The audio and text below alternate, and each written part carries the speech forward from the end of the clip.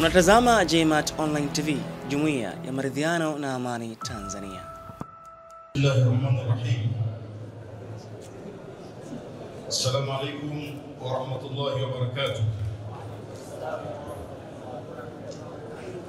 Alhamdulillah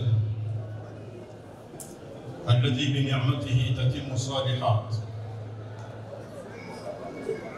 ثم الصلاة بعد والسلام على سيدنا محمد صاحب البركات وعلى آله وصحبه أولي الفضل والخيرات. أما بعد، kwa hakika leo ni siku muhimu sana na ni siku ya furaha kwa familia ya kaka yetu Al-Ustadh Musa Kilakala kujumuika katika munasaba uliotajwa na kukusudiwa wa hakika ya watoto wao. Lakini la kufurahisha zaidi ni kwamba Mheshimiwa DC ameandaa shughuli ya kiwango, shughuli inayofanana na yeye, lakini pia amewaita habaib, wapenzi wake mbalimbali,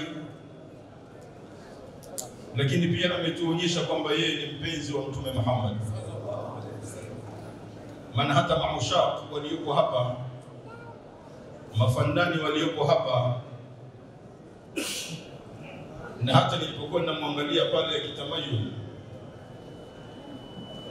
nilikuwa namwambia Sheikh Mziwanda tumepata mrithi wa Sheikh Isa Alamu.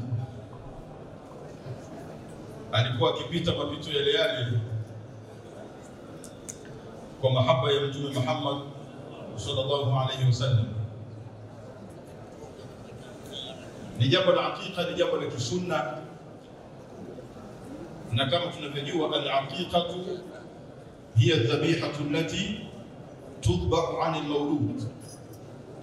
Aqiqa ni kichinjo ambacho kinachinjwa kwa ajili ya mtoto kuzaliwa, na jambo hili ni jambo la kisunna ambalo alilifanya Mtume Muhammad sallallahu alayhi wasallam. Mama Aisha radhiallahu anha anasema, umirna an na'uqa an al-ghulami shatayn wa an al-jariyati shat. Kwamba tumeamrishwa sisi na Mtume sallallahu alayhi wasallam kuchinja kwa ajili ya mtoto wa kiume, kuchinja mbuzi wawili, na mtoto wa kike kuchinja mbuzi mmoja. Ni amri ya Mtume sallallahu alayhi wasallam, na ni jambo ambalo linatakiwa kwa kila mtoto wa Kiislamu afanyiwe jambo hilo kwa haraka, hata kwa kuchelewa. Hakika ambayo inamlinda mtoto kutokana na shari mbalimbali na hawadithi mbalimbali na mambo ya kilimwengu. Ukimchinjia mtoto unampa kinga kutokana na vitu mbalimbali, na jambo hili ni jambo la kisunna ambalo Mtume sallallahu alaihi wasallam amelifanya. Hata kwa Hassan na Hussein, aqal Mustafa alayhi salatu wasalam anil Hassan wal Hussein kabshan. Mtume sallallahu alayhi wasallam pia aliwahi kumchinjia Hassan na Hussein mbuzi mmoja. Maana unaweza ukakosa mbuzi wawili kwa mtoto wako wa kiume, basi yuko mmoja. Mtume alifanya hivyo, aliwachinjia Hassan na Hussein kabshan, mbuzi mmoja. Almuhimu kwamba hili ni jambo la kisunna na ni jambo ambalo limeambatana na mambo ya khairi, wa amadu khairan. Maana mwingine anaweza kuonyesha kwamba tumezidi sana, kwa nini tusichinje tu tukala basi? Haya mengine yanatoka wapi? Haya mengine yanaruhusika kwa vipimo vingi vya kisheria. kwamba katika neema yoyote ile ukaitengenezea mazingira ya kufurahi nje ya mipaka bila ya kukhalifu sunna au kitaba Qur'an, ukashereheka kwa namna ya kisheria, muda wa kuwa lile jambo ambalo unalosherehekea ni jambo la kheri.